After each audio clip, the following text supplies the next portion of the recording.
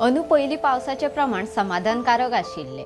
सरासरी परस भाताचे पीक चढ येवपाची आस्त आशिल्ली।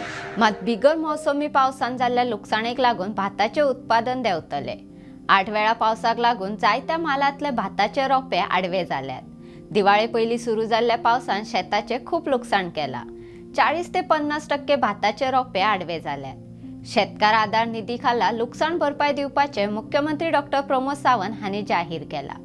विभागीय शेतकी कार्यालयांनी अर्ज उपलब्ध आसात। लुकसाण भरपाई खातीर शेतकारांक अर्जा सयत लुकसाण जाल्ल्या शेताचो फोटो धाडप गरजेचो आसा।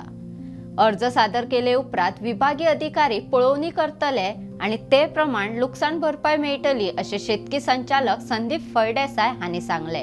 हेक्टरी 40,000 प्रमाण लुकसाण भरपाई मेळटली। चडांत चड 4 हेक्टर मेरेन लुकसाण भरपाई दिवपाची तजवीज शेतकरी आधार निधीत आसा अशें तांणी स्पश्ट केले।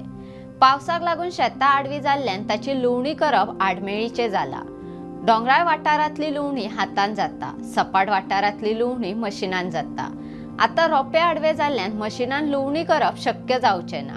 लुवणी खातीर मानाय जाय पडटले, हाका लागून परत खर्च वाडटलो। हाडिल्ल्या मशिनांचो उपेग जावचो ना। कणसां आयिल्ले रोप आडवे जाल्ल्यान मशिनान आता लुवणी जावप अशक्य आसा अशी माहिती शेतकी संचालक संदीप फळदेसाय हांणी दिली।